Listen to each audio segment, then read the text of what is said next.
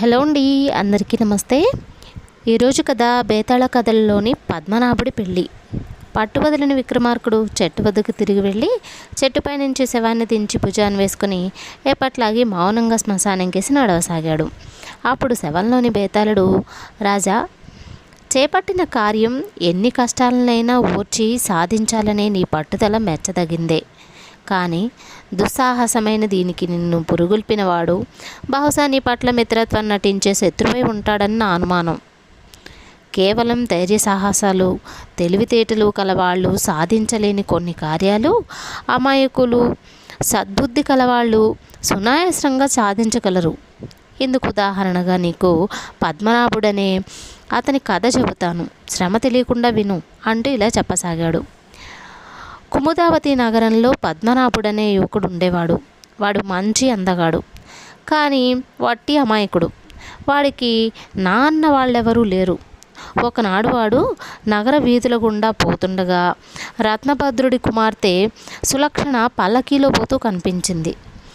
ఆమె అద్భుత సౌందర్యానికి పద్మనాభుడి కళ్ళు చెదిరిపోయాయి. ఆ క్షణంలోనే వాడు సులక్షణను తప్పక పెళ్లాడి తీరాలని నిర్ణయించుకున్నాడు. రత్నభద్రుడు కుముదావతి నగరంలోని ప్రముఖ వర్తకులలో ఒకడు, కోట్లకు పడగలెత్తినవాడు. అలాంటి ధనికుడు కుమార్తెను పెళ్లాడడం పద్మనాభుడి లాంటి పేదవాడికి ఏ విధంగానూ సాధ్యపడే పని కాదు. కానీ అతడు అమాయకత్వం కొద్దీ ఇదేమీ ఆలోచించకపోయాడు.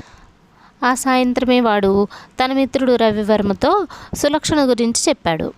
రవివర్మకు పద్మనాభుడి మీద ద్వేషభావం ఉంది. దానికి కారణం అందరూ అతన్ని అందగాడని మెచ్చుకోవటమే. రవివర్మ తన ద్వేషాన్ని ఏనాడు బయటికి పొక్కనివ్వలేదు. సమయం చూసి పద్మనాభుడిని నవ్వుల పాలు చేయాలని అతని ఎత్తుగడ. పద్మనాభుడు సులక్షణ అందాన్ని వర్ణించి తానామెను పెళ్లాడదలిచినట్లు చెప్పగానే రవివర్మ, అదెంత పని పద్మనాభ, నీలాంటి అందగాడు అల్లుడు కాబోతున్నాడని తెలిస్తే రత్నభద్రుడు ఎగిరి గంతేస్తాడు తెలుసా, వెళ్ళి అడుగు అని సలహా ఇచ్చాడు. అమాయకుడైన పద్మనాభుడు నిజంగానే రత్నభద్రుడి దగ్గరకు పోయి, మీకు అభ్యంతరం లేకపోతే సులక్షణను వివాహం ఆడదలిచాను అన్నాడు. రత్నభద్రుడు చాలా పెద్ద మనిషి, నెమ్మదస్తుడు.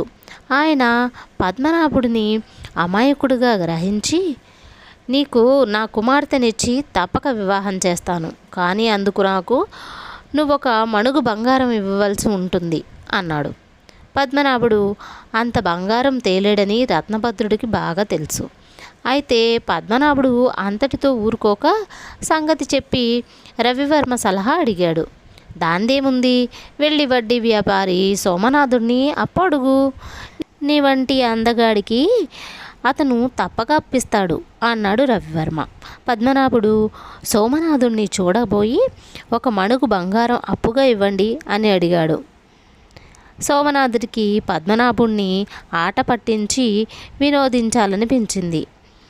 ఆ కారణంగా అతను పద్మనాభుడితో, నీ అంతటి వాడికి నేను అప్పులు ఇవ్వడం ఏమిటి, ఆ కనబడే నది ఒడ్డున చెట్టు కింద బైరాగి అనే అతను ఉన్నాడు. అతడికి ఇనుము ఇత్తడి ఇలాంటి వాటిని బంగారంగా మార్చే పరశువేది విద్య తెలుసు. వెళ్ళి అడిగావంటే నీకు ఉచితంగా మణుగు బంగారం ఇస్తాడు అన్నాడు. బంగారం ఉచితంగా లభిస్తుందన్న మాట విని పద్మనాభుడు చాలా ఆనందపడుతూ బైరాగి దగ్గరికి పోయి, ఒక మణుగు బంగారం ఉచితంగా ఇప్పించండి అన్నాడు. ఈ బైరాగి పెద్ద మోసగాడు. పరశువే విద్య నేర్పుతానని అమాయకుల నుంచి చాలా డబ్బులు గుంజాడు. వాడలా కూడా పెట్టిన డబ్బును ఒక గజ దొంగ గౌరవముఖుడు దొంగిలించుకుపోయాడు. బైరాగి ఆ గజ దొంగను పట్టాలనే ఆలోచనలో ఉన్నాడు. పద్మనాభ, నువ్వు అందగాడివే కాదు, తెలివైన వాడివి, ధైర్యవంతుడివిలా కనబడుతున్నావు. ఒక పని చెయ్యి, నగర పరిసరాల్లో అడవిలో గౌరవముఖుడు అనే గజదొంగ ఉన్నాడు. వాడిని పట్టి నా దగ్గరకు తీసుకువచ్చావంటే నీకు మణుగు బంగారం ఇస్తాను అన్నాడు బైరాగి. పద్మనాభుడు అడవికి పోయి అక్కడ ఇక్కడ వెతికి ఎలాగైతేనే గౌరవముఖుడు ఉన్న ప్రదేశం చేరాడు. గజదొంగ పద్మనాభుణ్ణి ఆదరంగా చూసి, ఏం నా ముఠాలో చేరాలని వచ్చావా అని అడిగాడు. అదేం కాదు, భైరవ బైరాగి నిన్ను తన దగ్గరకు తీసుకువస్తే నాకు ఉచితంగా మణుగు బంగారం ఇస్తానన్నాడు అని చెప్పాడు. దయచేసి నాతో రా అన్నాడు పద్మనాభుడు దీనంగా. గౌరవముఖుడికి పద్మనాభుడు పరమ అమాయకుడని అర్థమైంది. వాడు అతడి ఆధారంగా చిన్న తమాషా చేయదలిచి, నీకు మణుగు బంగారం ఏం కర్మ, 10 మణుగుల బంగారం దొరికే మార్గం చెబుతాను. ఆ కనబడే కొండ గుహల్లో ఒకచోట నల్లబోతం ఒకటి ఉంది. పోయి దాన్ని అడిగావంటే కోరినంత బంగారం ఇస్తుంది అన్నాడు. ఈ మాట విని పద్మనాభుడు సులక్షణతో తన పెళ్లి జరిగిపోయినంతగా ఆనందపడుతూ గుహలకేసి వెళ్ళాడు. అక్కడ ఒక గుహ ముందు బండరాతి మీద నల్లభూతం కూర్చొని ఉంది. దానికి ఈ నల్లభూతం ఎవరికీ హాని కలిగించేది కాదు. కానీ దాని భయంకరమైన రూపం చూసి జనం భయకంపితులైపోయారు, పారిపోయేవారు. కానీ అమాయకుడైన పద్మనాభుడు అది కనబడగానే సంతోషంగా దగ్గరకు పోయి తన కథ యావత్తు చెప్పుకొని, రత్నభద్రుడి కుమార్తె సులక్షణతో నా పెళ్లి జరగాలంటే నువ్వు సాయం చేయక తప్పదు.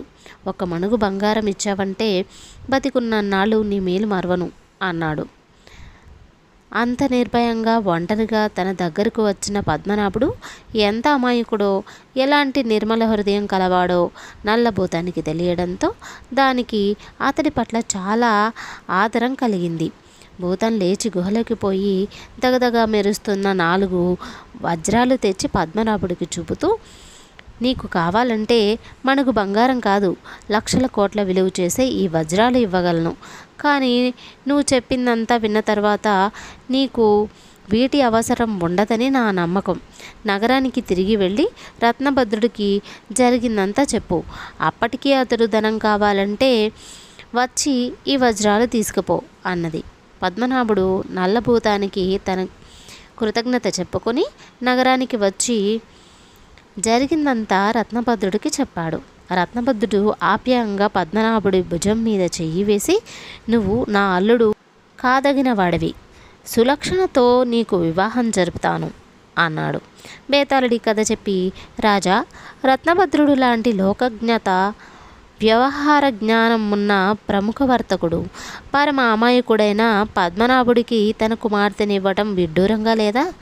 అతడు నల్లభూతం తనకేమైనా హాని కలిగిస్తుందని ఇందుకు ఒప్పుకున్నాడా? పద్మనాభుడు మణుగు బంగారం కాదు, కోట్ల విలువ చేసే వజ్రాలు తెచ్చి ఇవ్వగలడు కదా. ఆ అవకాశాన్ని అతడు ఎందుకు జారవిడుచుకున్నాడు? ఈ సందేహానికి సమాధానం తెలిసి కూడా చెప్పకపోయావో నీ తల పగులుతుంది అన్నాడు. దానికి విక్రమార్కుడు, నల్లభూతం తనకు హాని కలిగిస్తుందన్న భయం రత్నభద్రుడికి ఏమాత్రం లేదు. కోట్లకు పడగలెత్తిన అతడికి నల్లభూతం ఇచ్చే ధనం ఒక లెక్కలోనిది కాదు. పద్మనాభుడు చెప్పింది విన్న తరువాత రత్నభద్రుడు భూతం హాని కాక తనకు ఎంతో మేలు చూస్తుందని గ్రహించాడు. అది పరోక్షంగా పద్మనాభుడి ద్వారా అతడికి ఒక జీవిత సత్యాన్ని తెలియవరిచింది. అదేమిటంటే, మనిషికి ఉన్న ధనం కంటే అతడిలో ఉన్న మంచి బుద్ధి, తలపెట్టిన కార్యం సాధించి తీరాలనే పట్టుదల, నిజాయితీ ఎక్కువగా విలువ కలిగినవి. అలాంటి వాళ్ళు జీవితంలో ఏనాటికైనా తప్పక ఉన్నత స్థాయికి చేరగలరు. దుష్టబుద్ధి అయిన పద్మనాభుడి స్నేహితులు బైరాగి, గజదొంగ ఏదో ఒకనాడు తమ దుష్కార్యాలకు శిక్ష అనుభవిస్తారు. ఈ సత్యం తెలుసుకున్న రత్నభద్రుడికి తను కాబోయే అల్లుడు అమాయకత్వం లోపంగా కనిపించలేదు. పోతే పద్మనాభుడు ఒకసారి తన అల్లుడయ్యాక వర్తక వ్యాపారాల్లో అతన్ని ప్రవేశపెట్టి తన శిక్షణలో అతడికి తేలికగా లోకజ్ఞానం కలిగించవచ్చునన్న నమ్మకం రత్నభద్రుడికి కలిగింది. బుద్ధిమంతుడైన వాడు లోకజ్ఞాని కావడంతో ఏమాత్రం కష్టం కాదు. ఇలా ఆలోచించే రత్నభద్రుడు పద్మనాభుణ్ణి తన అల్లుడిని చేసుకోవాలనుకున్నాడు అన్నాడు. రాజుకి విధంగా మౌనభంగం కలగగానే బేతాళుడు శవంతో సహా మాయమై తిరిగి చెట్టెక్కాడు. కథ సమాప్తం. తరువాతి కథ పెట్టుబడి ఉచితం. పరందామయ్య గ్రామంలో కొద్ది భూవసతి ఉన్న రైతుల్లో ఒకడు. ఆయన కష్టించి పనిచేసి దాని మీద వచ్చే ఆదాయంతో 4 కొడుకులను పెంచి పెద్దవాళ్ళను చేయడమే కాకుండా సొంత ఇల్లు కూడా కట్టుకున్నాడు. ఒంటరిగా కుటుంబ భారం అంతా మోయవలసిన రావడంతో ఆయన తండ్రి నుంచి సంక్రమించిన పొలం తప్ప కొత్తగా ఒక్క కుంట పొలం కూడా కొనలేకపోయాడు. కొడుకులు నలుగురికి పెళ్ళిళ్ళయ్యి కోడళ్ళు కాపరానికి రావడంతో ఇంత పెద్ద సంసారానికి తిండి బట్ట సమకూర్చడం ఎలా అన్న సమస్య ఆయనకు ఎదురైంది. కొడుకులు గ్రామం వదిలి తమ బతుకు తెరువు తామే చూసుకోగలరని పరంధామయ్య అనుకున్నాడు. కానీ అలా జరగలేదు. ఒకనాడు ఆయన పెద్ద కొడుకును పిలిచి, మనం సేద్యం చేస్తున్న పొలం పెరిగే అవకాశం లేదు, కానీ కుటుంబ ఖర్చులు బాగా పెరిగిపోయాయి. ఈ ఖర్చులకు సరిపడా ఆదాయం వచ్చే మార్గం ఏమైనా ఆలోచించవా అన్నాడు. దానికి పెద్ద కొడుకు, మనకున్న చారెడు నేల మనకు సరిపడా తిండి గింజలు ఇవ్వలేకపోతే ఇతరుల పొలాలు కౌలుకి తీసుకుందాం అన్నాడు. ఆ జవాబుకు పరంధామయ్య బాధపడుతూ, మనం ఇంతకాలం సొంత వ్యవసాయం చేసుకున్నాం, ఇప్పుడు పొలం కౌలుకు తీసుకుంటే ఇన్నాళ్లుగా మనను గౌరవించిన వాళ్ళే మన మీద అధికారం చెలాయిస్తారు అన్నాడు. తర్వాత పరంధామయ్య మిగతా ముగ్గురు కొడుకులు కూడా ఆయనకు పెద్దవాడి ధోరణిలోనే జవాబిచ్చారు. చెట్టున రాలిన విత్తనాలు 4 పక్కలకు వెళితేనే బలమైన వృక్షాలు అవుతాయి. చెట్టు వద్దనే పెరగాలంటే వాటికి తగినంతగా ఆహారం సమకూర్చుకునే వెసులుబాటు ఉండదు. ఈ వాస్తవం తన కొడుకులకు అర్థం చేసుకునేలాగా చెప్పడం ఎలా? పరంధామయ్య బాగా ఆలోచించి చివరకు పట్నం వెళ్ళాడు. ఆ మర్నాడే కోయవాడొకడు పరంధామయ్య ఇంటికి వచ్చాడు. ఆ సమయంలో పెద్ద కొడుకు ఇంట్లో ఉన్నాడు. అతను వాణ్ణి పలకరించి, ఎవరి కోసం వచ్చావని అడిగాడు. అయ్యా, నాకు కొంత వెదురు తోట ఉంది, ఎవరైనా వెదురు నరుక్కొని తోట చదును చేసి పెడతారేమోనని వచ్చాను అన్నాడు కోయవాడు. పెద్ద కొడుకులలో ఆశ రగిలింది. కావలసినంత వెదురు ఉచితంగా నరుక్కోవచ్చు, పట్నంలో దానికి మంచి ధర పలుకుతుంది, ఎటొచ్చి అక్కడికి చేరేందుకు రవాణా ఖర్చులు మాత్రం అవుతాయి. ఇలా ఆలోచించి పెద్దవాడు కోయవాడి వెంట అడవికి వెళ్ళి వెదురు కొట్టి తెచ్చి దాన్ని పట్నం చేర్చాడు. వాడు దాన్ని అమ్మబోతున్నంతలో పరంధామయ్య రెండో కొడుకు అక్కడికి వచ్చాడు. వాడు అన్నతో, వెదురును అమ్మకు, దాన్ని చీల్చి ఇస్తే హెచ్చు ధర ఇవ్వడానికి ఒక వర్తకుడు సిద్ధంగా ఉన్నాడు అన్నాడు. అన్నదమ్ములిద్దరూ వెదురును ఈనెలుగా పల్చటి బద్దలుగా చీల్చిసాగారు. మర్నాడు వర్తకుడు వాటిని తీసుకుపోయేందుకు వచ్చాడు. సరిగ్గా అదే సమయానికి గ్రామం నుంచి పరంధామయ్య మూడో కొడుకు అక్కడికి వచ్చాడు.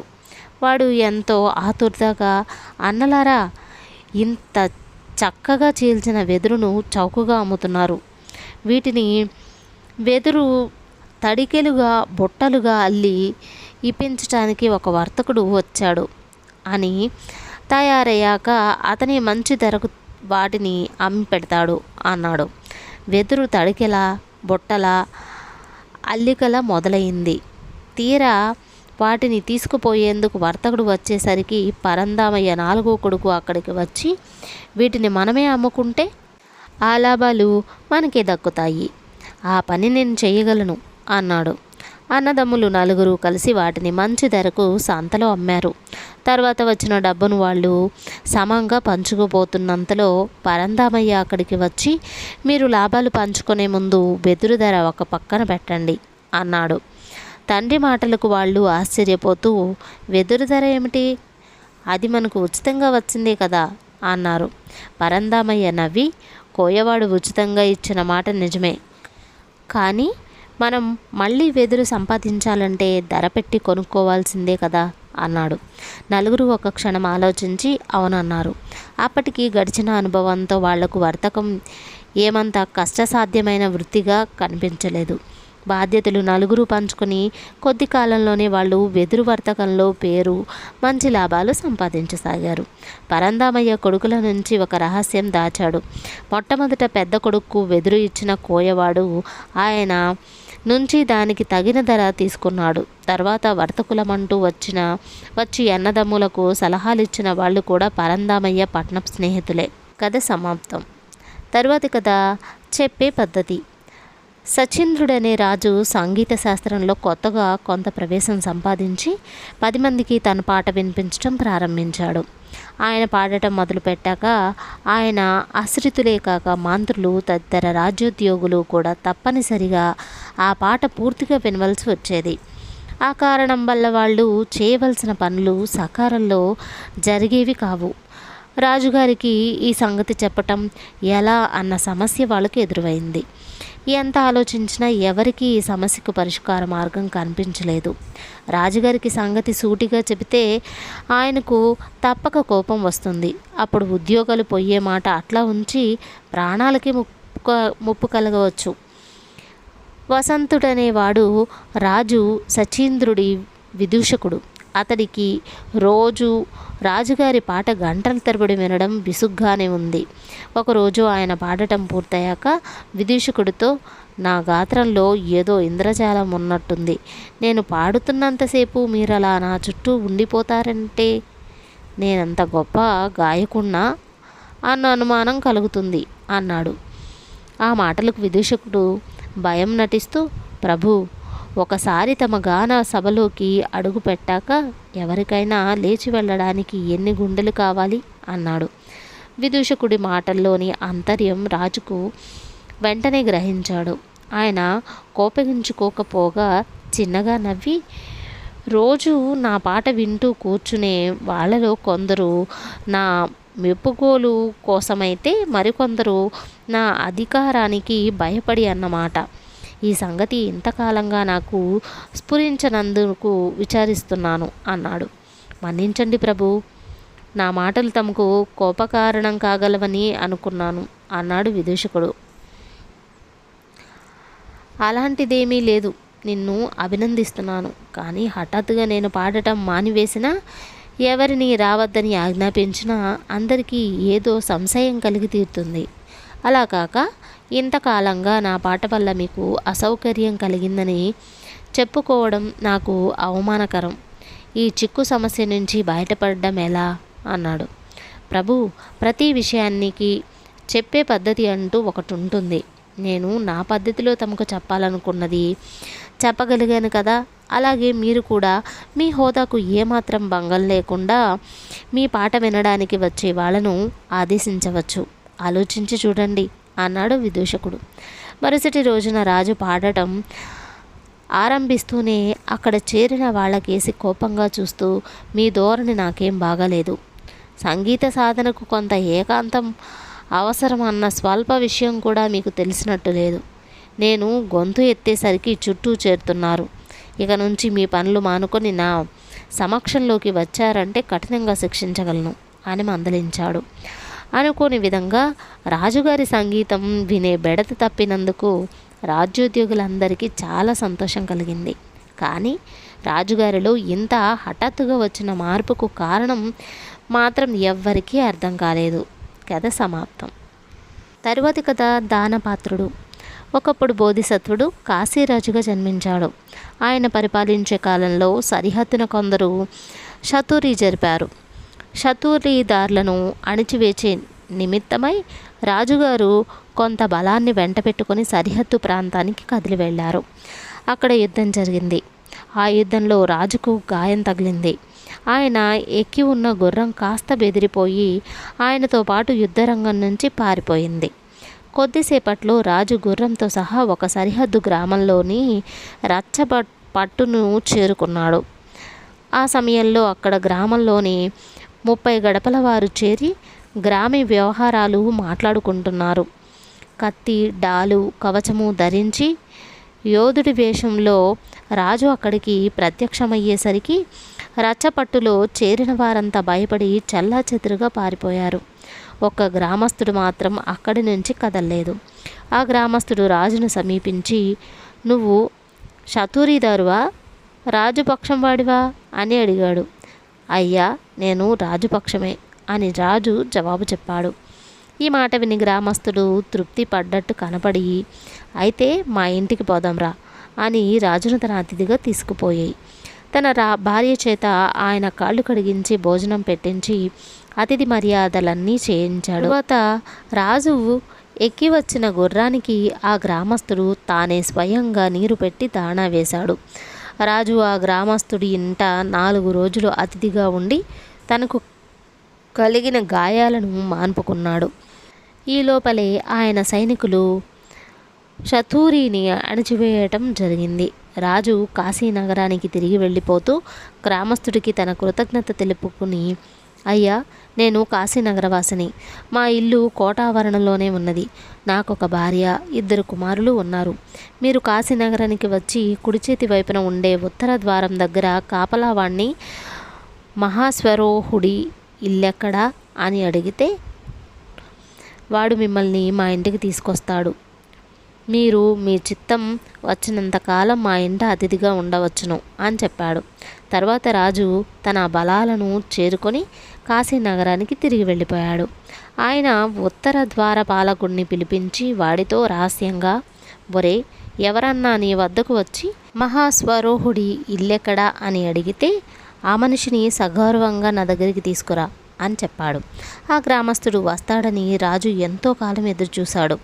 కానీ అతడు రాలేదు. అతన్ని ఏ విధంగానైనా రప్పించాలనే ఉద్దేశంతో రాజు తన మంత్రులతో చెప్పి ఆ సరిహద్దు గ్రామం మీద కొత్త పనులు విధించాడు. అప్పటికి గ్రామస్తుడు రాజు వద్దకు రాలేదు. మరికొంతకాలం చూసి రాజు ఆ గ్రామం మీద మరొక కొత్త పన్ను వేయించాడు. ఈ విధంగా 2-3 సార్లు జరిగాక ఆ గ్రామంలో ఉండే మిగిలిన వాళ్ళు గ్రామస్తుడి దగ్గరికి పోయి, ఈ పన్నులతో చచ్చిపోతున్నాం. కాశీనగరంలో ఎవరో నీ మిత్రుడున్నాడని చెప్పావు కదా, నీవు వెళ్ళి ఆయనను చూసి పన్నులు ఇచ్చుకోలేక మనమందరం నానా అగచాట్లు పడిపోతున్నామని మొరపెట్టి వీటిని తీసివేయించలేవా అన్నారు. నా స్నేహితుణ్ణి చూడటం కష్టం కాదు, కానీ ఆయన దగ్గరికి వట్టి చేతులతో ఎలా వెళ్ళేది? ఆయనకు ఒక భార్య ఉన్నదట, 2 కొడుకులున్నారట. అందరికీ బట్టలు తీసుకుపోవద్దా? ఆయన భార్యకు కానుకగా నగా నట్రా తీసుకుపోవద్దా? వాటన్నిటినీ త్వరలో సిద్ధం చేయండి, అలాగే బయలుదేరి వెళ్తాను అన్నాడు గ్రామస్తుడు. మిగిలిన వాళ్ళు బట్టలు, నగలు సమకూర్చారు. అవి గ్రామస్తులకు పనికి వచ్చే ముతక వస్త్రాలు, మోటు నగలును. గ్రామస్తుడు తన భార్య చేత రొట్టెలు, పిండి వంటలు తయారు చేయించాడు. తాను తీసుకుపోయే వస్తువులన్నీ ఒక మూట కట్టి వెంట తీసుకొని బయలుదేరాడు. కొంతకాలానికి అతను కాశీనగరపు కోట చేరి కుడివైపున ఉండే ఉత్తర ద్వారం సమీపించి అక్కడి ద్వారపాలకుణ్ణి, బాబు, నేను మహాస్వరోహుణ్ణి ఇంటికి వెళ్ళాలి, దారి ఎటు అని అడిగాడు. తక్షణమే ద్వారపాలకుడు గ్రామస్తుణ్ణి తన వెంట పెట్టుకుని రాజుగారి అంతఃపురానికి తీసుకుపోయి రాజుగారి ఎదుట పెట్టాడు. అతన్ని చూసి రాజుకు పరమానందమైంది. గ్రామస్తుడు తన కోసం తెచ్చిన తినుబండారాలను ఆయన తన భార్య చేత, కుమారుల చేత, తన మంత్రి సామంతుల చేత తినిపించి తాను కూడా తిన్నాడు. అతను తెచ్చిన ముతక బట్టలను తన భార్య బిడ్డల చేత కట్టించి తాను కూడా కట్టుకున్నాడు. తరువాత ఆయన తన అతిథికి మేలైన పట్టుబట్టలు కట్టబెట్టి తన పాకశాలలో తయారైన భోజనమే అతనికి పెట్టించాడు. తన గ్రామం మీద వేసిన పన్నులు తీయించడానికి అతను వచ్చడం తెలిసి రాజుగారు ఆ పన్నులను రద్దు చేయవలసిందిగా మంత్రులకు ఉత్తర్వులు జారీ చేశాడు. తర్వాత రాజు సభ చేశాడు. ఆ సభలో మంత్రి సామంతులందరికీ సమక్షాన రాజు ఆ గ్రామస్తుణ్ణి తన అర్ధరాజ్యానికి రాజుగా ప్రకటించాడు. ఈ గ్రామస్తుడు వచ్చిన క్షణం నుంచి రాజుగారు అతని పట్ల చూపుతూ వచ్చిన ఆదరం మంత్రులు మొదలైన వారికి కొంచెం కూడా నచ్చలేదు. అతడికి అర్ధరాజ్యం పట్టం కట్టడానికి వారి దృష్టిలో చాలా అవివేకంగా కనిపించింది. కానీ రాజుగారికి ఎదురు చెప్పటానికి వారికి సాహసం లేకపోయింది. అందుకని వారు రాజకుమారుణ్ణి చేరతీసి, నాయనా, మహారాజు గారు నీకు చాలా అన్యాయం చేస్తున్నారు. నీకు చెందవలసిన రాజ్యంలో సగం భాగం నిష్కారణంగా ఈ అనాగరికుడికి కట్టబెడుతున్నారు. ఇందుకుగాను మహారాజు గారి దగ్గర ఆక్షేపణ తెలుసుకోవాల్సిన వాడవు నీవే అంటూ ఆ కుర్రవాడికి బాగా బోధించి పంపారు. రాజకుమారుడు తండ్రి దగ్గరకు వెళ్ళి వాళ్ళు చెప్పినట్టే తన ఆక్షేపణ తెలిపాడు. అంతా విని రాజు, నాయనా, ఇది నీకు కలిగిన ఆలోచన కాదు. నిన్నిప్పుడు అడిగిన ప్రశ్న సభలో అడుగు, అప్పుడు నీకు నేను తగు విధంగా సమాధానం చెబుతాను అన్నాడు. రాకుమారుడు ఆ ప్రకారమే నిండు సభలో తండ్రిని, ఈ గ్రామస్తుడికి మీరు అర్ధరాజ్యం ఇవ్వడానికి కారణమేమిటి అని అడిగాడు. వెంటనే రాజు, కుమారా, ఈ గ్రామస్తుడు ఒకప్పుడు నాకు ప్రాణదానం చేశాడు. ఈ సంగతి నీకు తెలియదు అంటూ సరిహద్దున పితూరీ జరిగిన సమయంలో గ్రామస్తుడు బాగా గాయపడిన విషయం, తనను కాపాడిన వృత్తాంతం అంతా వివరంగా చెప్పాడు. ఆ తర్వాత ఆయన ఇంకా ఇలా అన్నాడు. ఆ పాత్రుడికి దానం చేయడం ఎంత తప్పో పాత్రుడికి దానం చేయకపోవటం కూడా అంతే తప్పు. నేను రాజునని ఎరగకుండానే ఈ గ్రామస్తుడు నా పట్ల విశ్వాసం చూపాడు. నేను రమ్మని ఆహ్వానించినప్పటికీ ప్రత్యుపకారం పొందే ఉద్దేశం ఏమాత్రం లేని కారణం చేత అతను రానీలేదు. చివరకు గ్రామ క్షేమం కోరి మాత్రమే బయలుదేరి వచ్చాడు. నా అర్ధరాజ్యానికి ఇంతకంటే అర్హుడెవరు? ఈ మాటలు విని మంత్రి సామంతులు సిగ్గుపడ్డారు. రాజకుమారుడు తను చేసిన పొరపాటు గ్రహించాడు. అతడికి తండ్రి మాటలు చాలా సంతోషం కలిగించాయి. ఆనాటి నుంచి రాజు తన జీవితాంతం వరకు ఆ గ్రామస్తుణ్ణి ఎంతో ఆదరంతో చూశాడు.